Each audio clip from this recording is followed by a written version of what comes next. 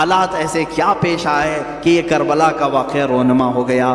حالات ایسے کیسے آ گئے کہ اتنا بڑا سانحہ ہو گیا؟ میں آپ کو بتاؤں کہ حالات حضرت امیر معاویہ کے انتقال کے بعد سے خراب ہو گئے، بہت خراب، حالانکہ اس سے پہلے ہی خراب ہو گئے تھے۔ آپس میں جنگیں ہوئی، خانہ جنگیاں ہوئی، ایک دوسروں کی لڑائیاں ہوئی، میں ان سب کی طرف نہیں جاتا۔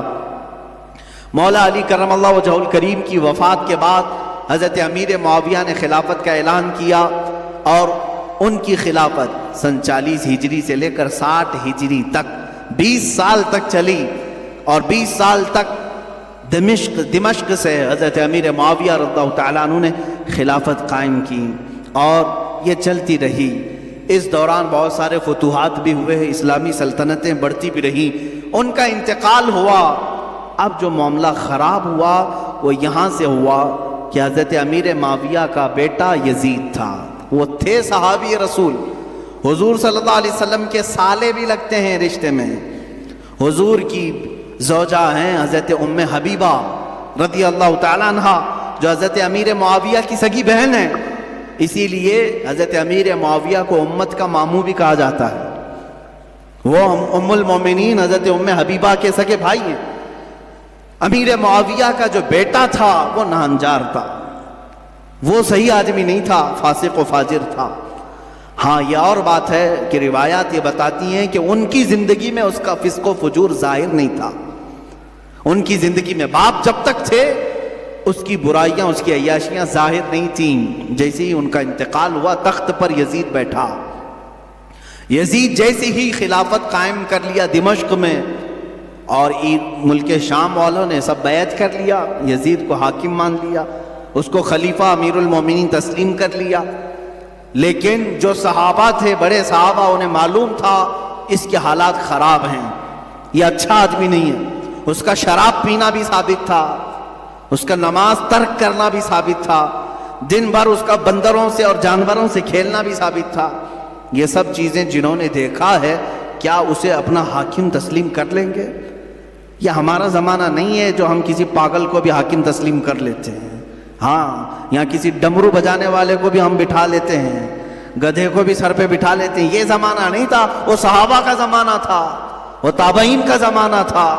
وہاں نماز ترک کرنے والے کو بھی حاکم نہیں بنایا جاتا۔ تو یہی معاملہ ہو گیا۔ یزید کی خلافت کا اعلان ہونے کے بعد صحابہ میں آپس میں یہ باتیں گردش کرنے لگ گئی کہ آخر اس کو کیسے تسلیم کیا جائے۔ اس وقت جو خلافت کے امیدوار تھے، جو اہل تھے، وہ اور بھی صحابہ تھے، جیسے مکہ مکرمہ میں حضرت عبداللہ بن زبیر رضی اللہ تعالیٰ، یہ حضرت زبیر کے بیٹے، حضرت ابوبکر صدیق کے نواسے، حضرت اسماء کے بیٹے حضرت عبداللہ، یہ مکہ میں تھے، وہ بھی خلافت کے اہل تھے۔ مدینہ طیبہ میں حضرت امام حسین رضی اللہ تعالیٰ عنہ تھے، اور حضرت عبداللہ ابن عمر بھی تھے، حضرت عبداللہ ابن عباس بھی تھے، حضرت عباس حضور کے چچا کے بیٹے۔ یہ بڑے صحابہ موجود تھے اس وقت، لیکن یزید نہ صحابی ہے، نہ حضور کی زندگی میں کبھی رہا ہے۔ حضور کی وفات کے 15 سال بعد تقریباً وہ پیدا ہوا ہے، 25 ہجری میں۔ اس کو جب خلیفہ بنایا گیا تو ظاہر سی بات ہے معاملات خراب ہو گئے۔ اب یزید نے طاقت کے بل بوتے، اپنے سورس کے بل بوتے اپنی خلافت کو قائم کرنا شروع کیا۔ اب اسے خطرہ جو تھا وہی مکہ سے تھا، مدینے سے تھا، اور کوفہ سے تھا۔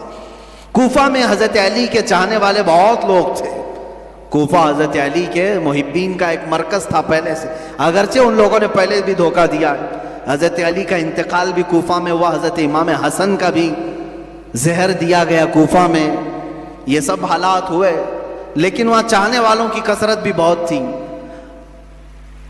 اور اکثر ایسا ہوتا ہے کہ آج بھی چاہنے والے بہت ہوتے ہیں، لیکن کچھ غداری کرنے والے ہوتے ہیں، تو ان کو آج بھی کوفہ سے جوڑا جاتا ہے کہ کوفی تو نہیں ہے، یہ مسل مشہور ہو گئی۔ تو امام حسین مدینہ میں تھے، عبداللہ بن زبیر مکہ میں تھے۔ یہ ان جگہوں پر سے خطرہ لاحق تھا، کس کو؟ یزید کو، کہ اگر یہ لوگ بغاوت کر گئے، یہ لوگ اگر میری خلافت کو تسلیم نہیں کیے، تو ایک بہت بڑا طبقہ مسلمانوں کا ان کی طرف چلا جائے گا، اور پھر میری خلافت کو قائم کرنا بہت مشکل ہو جائے گا۔ اور اس کے جتنے مشیر تھے وہ سب کے سب عیاش قسم کے تھے. ایک بات یاد رکھیں، کبھی حاکم ڈینجر بنتا ہے تو اس کے مشیروں کی وجہ سے. مشورے دینے والے اگر بہت خطرناک ہوں تو حاکم بھی بہت خطرناک بن جاتا ہے. ایسے اکثر ہوا ہے.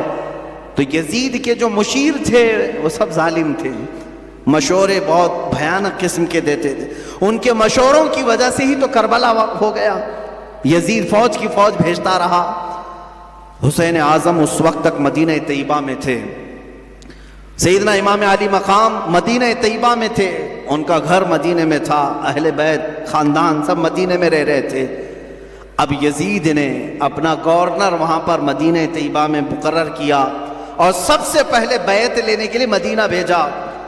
اور وہاں کے گورنر سے کہا حسین کو بلاؤ، عبداللہ بن عمر کو بلاؤ، اور جو مدینہ میں بڑے صحابہ ہیں ان کو بلاؤ اور ان سے میری بیعت لے لو اور کہو کہ یزید امیر المومنین ہے، خلیفۃ المسلمین ہے. گورنر کو جیسے ہی آرڈر آیا ان تینوں کو بلایا اس میں امام حسین بھی تھے. گورنر نے کہا خلافت قائم ہو چکی ہے دمشق میں، آپ حضرات تسلیم کر لیں، آپ یزید کو خلیفہ مان لیں. حضرت امام حسین فوراً کھڑے ہو گئے. کیا تم مجھ سے ایسے کو خلیفہ ماننے کو کہتے ہو جس کی نمازوں کا کوئی ٹھکانہ نہیں، جو عیاش ہے، فسق و فجور میں مبتلا ہے، جو عورتوں کا دل دادا ہے؟ میں ہرگز تسلیم نہیں کرتا. آپ اٹھ کر کے چلے گئے. اس کے بعد جب یہ بات یزید کو پتہ چلی تو گورنر کو سخت آرڈر آیا کہ یا تو ان کی بیعت لے لو یا تو پھر ان کو قتل کر ڈالو. اتنا سخت حکم آیا تو جو گورنر تھا مدینے کا اس نے امام حسین کو بلایا اور کہا میں نہیں چاہتا کہ رسول اللہ کے گھر والوں کے ساتھ میں سختی کروں، اور مجھے میری نوکری کی بھی فکر ہے. میں اگر آپ کے ساتھ سختی کے ساتھ معاملہ نہ کروں تو یزید مجھے مار ڈالے گا، بیچ کا کوئی راستہ نکالیں. تو امام حسین نے کہا ٹھیک ہے، میں بیچ کا راستہ یہ نکالتا ہوں کہ میں مدینے سے نکل جاتا ہوں، میں مدینہ طیبہ سے ہی نکل جاتا ہوں تاکہ تجھے کوئی سختی وہ نہ کر سکے. اس نے گورنر نے کہا ٹھیک ہے آپ یہ کام کر سکتے ہیں. سیدنا امام حسین رات کے وقت اپنے گھر والوں کے پاس آتے ہیں. یہاں سے شروع ہوتی ہے داستان. اپنے گھر والوں سے کہتے ہیں آؤ اب ہمارے لیے مدینہ تنگ ہو گیا ہے، یزید کی سختیاں بڑھتی چلی جائیں گی، اس کے ظلم کی داستانیں اب رقم ہونا شروع ہو چکی ہیں. اپنے گھر والوں سے کہا ہم سب ہجرت کر رہے ہیں مدینہ طیبہ سے.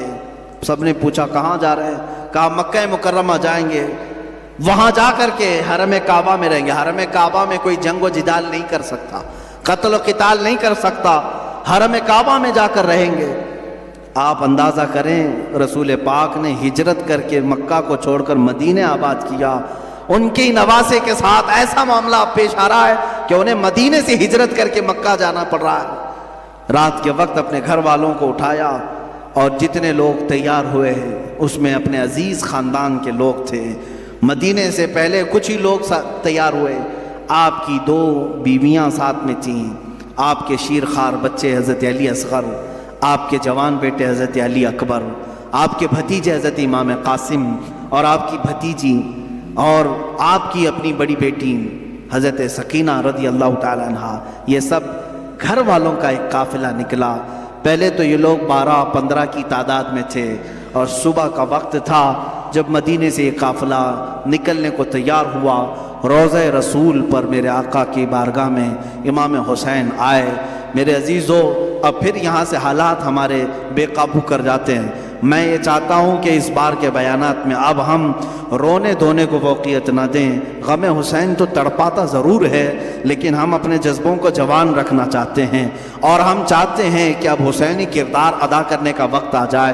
ہمارے جوانوں میں پھر وہ غیرت بیدار ہو جائے کہ ہم دین کی خاطر ہر مصیبت کو اور مشقت کو اٹھانے کے لیے تیار ہو جائیں.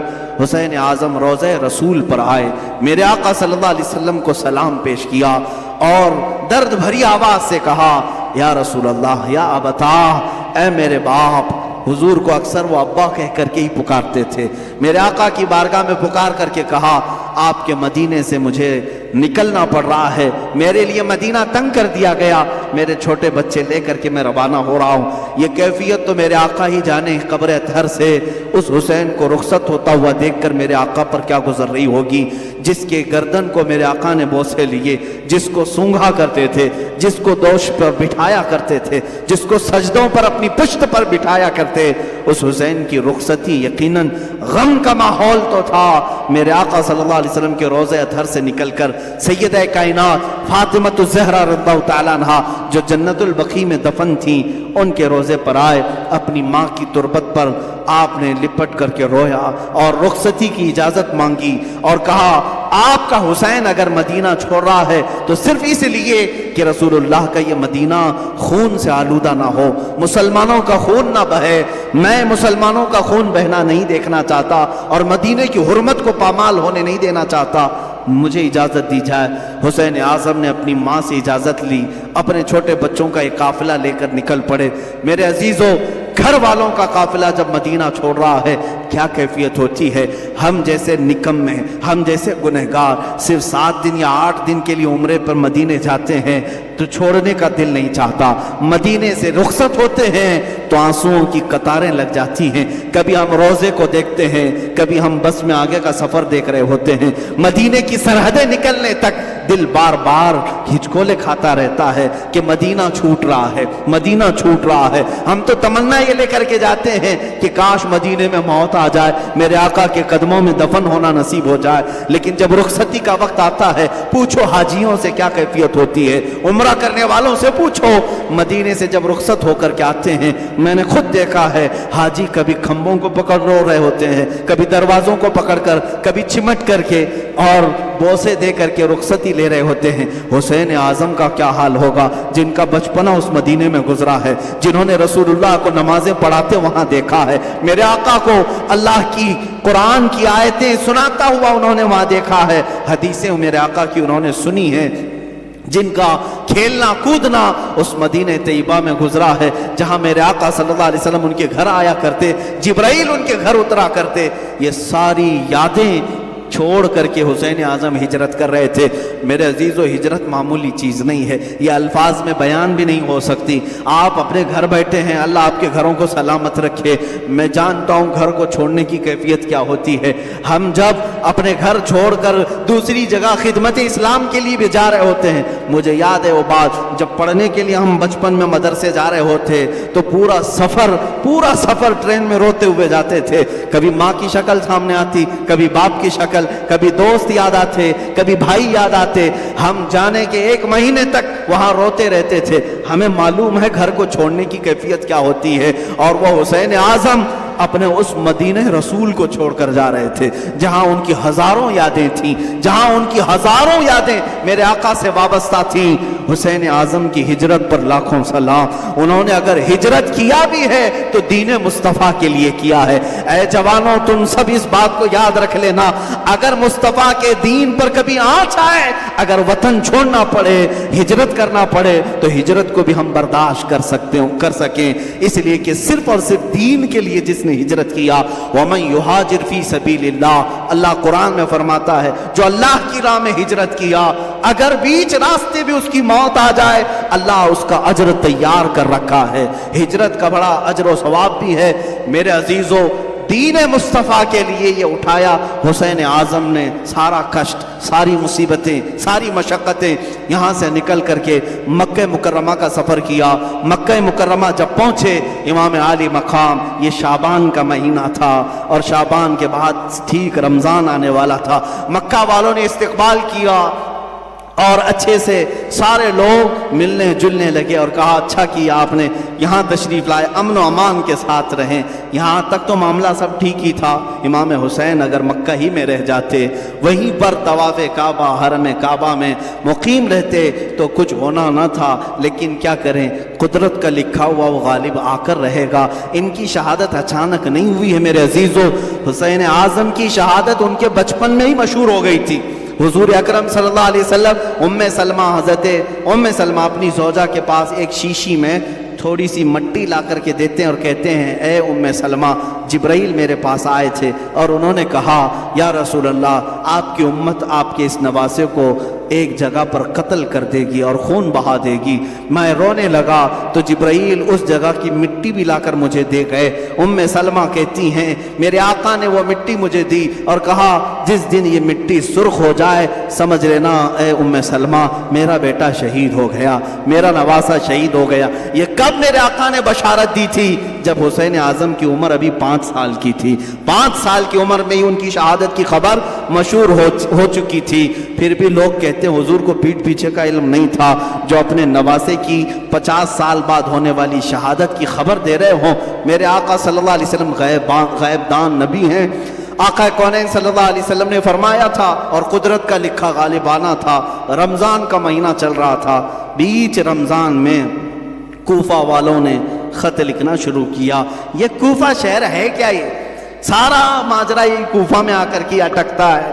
کوفہ والے ایک ایسا شہر ہے جس کو تقریباً 14 یا 16 ہجری میں بسایا گیا تھا، اور ان لوگوں کی فطرت میں اس طرح عیب نکالنا یا فوراً کسی کا ساتھ چھوڑ دینا یہ دغا بازی پہلے سے رہی اور شاید آج تک بھی ہوگی، آج تک بھی رہی ہو۔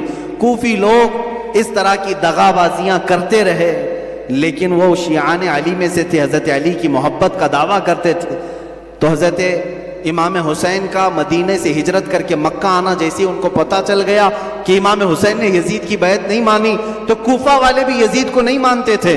انہوں نے کہا کہ اچھا ہو گیا ہمارے اوپر کوئی امام نہیں ہے، ہم خط لکھ کر کے حسین اعظم کو یہاں بلاتے ہیں، کوفہ میں ان کے ہاتھ پر بیعت کر کے ان کی خلافت کا اعلان کر دیں گے، اور پھر دھیرے دھیرے یزید کو بھی ختم کر دیں گے، اور ساری جگہوں پر ایک ہی خلافت قائم ہوگی، اور وہ ہوگی حسین اعظم کی خلافت۔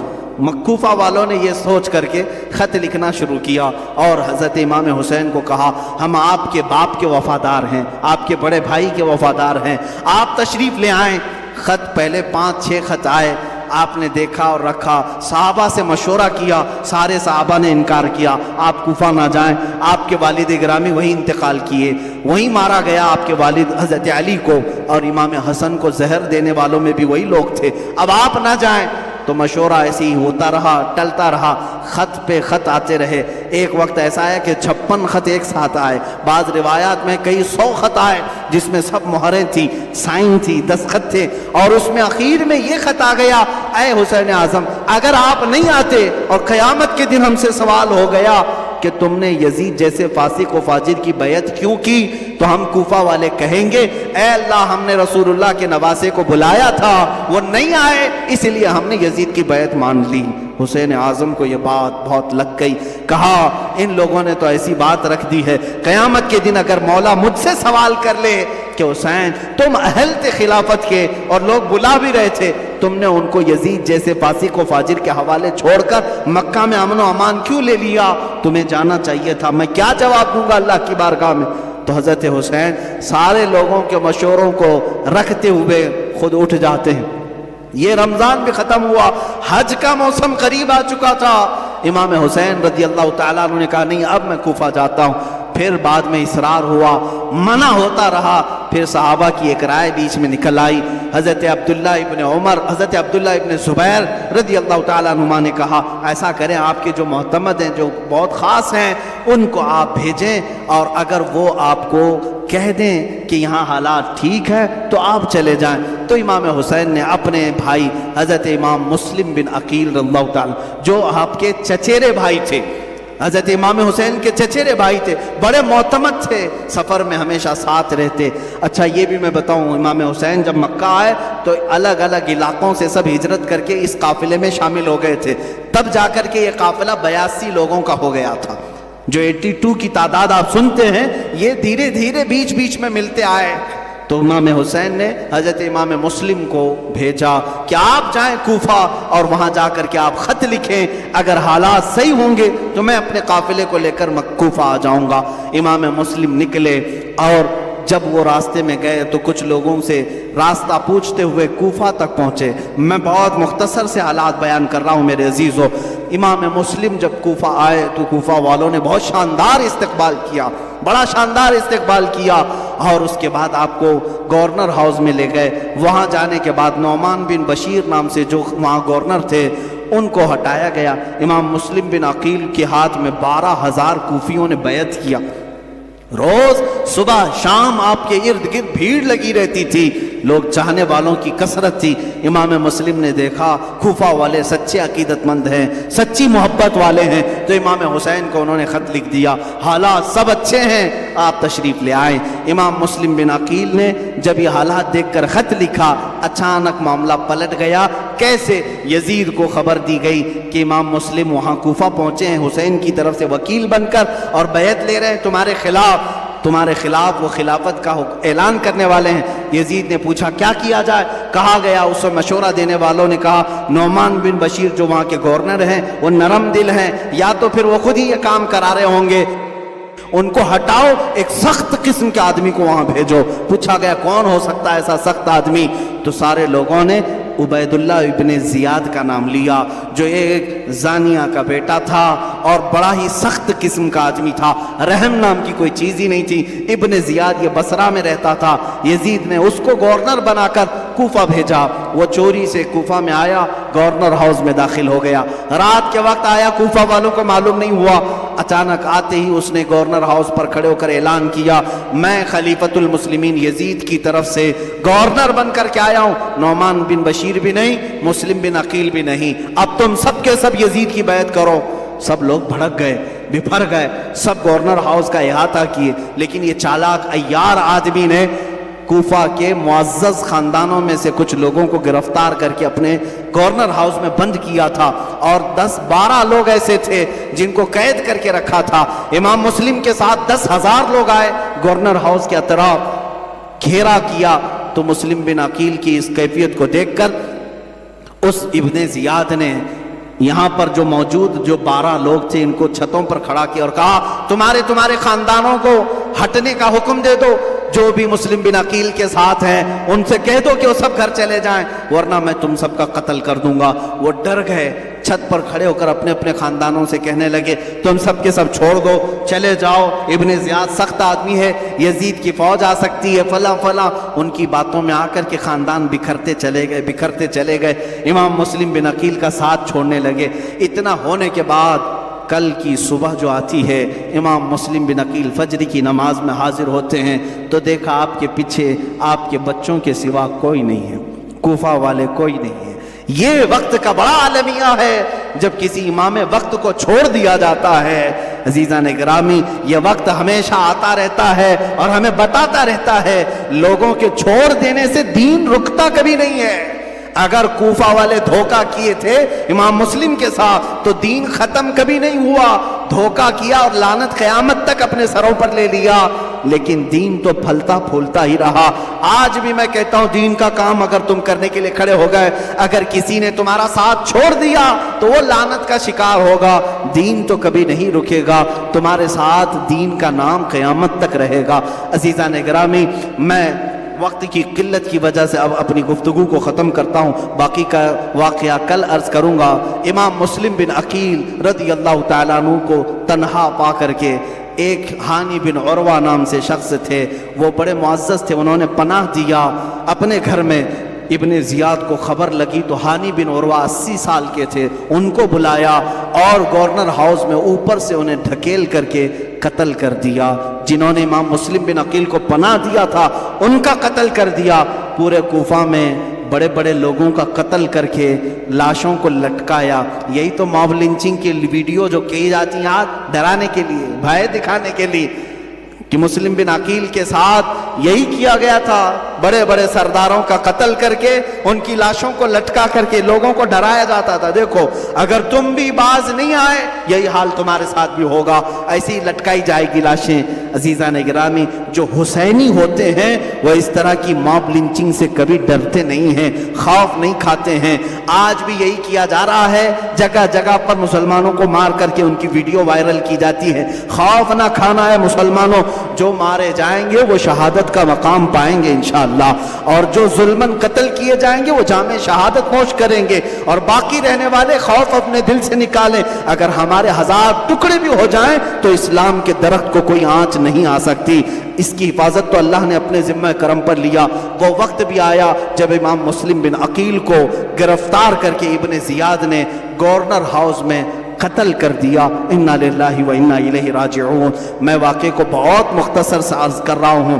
دوسرے دن آپ کی شہادت کے بعد جو کوفہ کے حالات ہوئے وہ بہت خطرناک حالات، سب ابن زیاد کے ہو گئے، سب یزید کے ہو گئے۔ پھر امام حسین کو خبر دینے والا کوئی نہیں تھا، وہ مظلوم امام، وہ میرے آقا کا سبط، وہ رسول اللہ کے نواسے، ان کو پتہ نہیں چلا، لیکن آپ سفر کے لیے نکل پڑے۔ پہلا خط پا کر کے ہی وہ کوفہ کے لیے نکل پڑے تھے، اور بیچ راستے میں ہی وہ کربلا کا میدان آتا ہے۔ انشاءاللہ العزیز کربلا کے جو خونی مناظر ہیں وہ کل عرض کیے جائیں گے۔ اللہ اہل بیت کی ان قربانیوں کو قبول فرمائے، ان کی قربانیوں کے صدقے مولا ہم سب کے جذبوں کو جوان فرمائے، مولا ہمارے اندر سے بزدلیوں کو دور کرے، اللہ تعالی ہمارے بازوؤں میں قوت حیدری عطا فرمائے، حسین اعظم کی شجاعت عطا فرمائے، حسن مجتبیٰ کی اللہ تعالی ہمیں سیادت عطا فرمائے۔ اے رب ذوالجلال، کربلا سننے والے جتنے ہیں ان سب کو مولا کربلا کے صدقے تمام آفات و بلیات سے محفوظ فرما دے، ہمارے گھروں کو ہر طرح کی آفات و بلیات سے محفوظ فرما۔ وصلی اللہ تعالی علی خیر خلقہ محمد وآلہ واصحابہ اجمعین، وآخر دعوانا الحمد للہ رب العالمین۔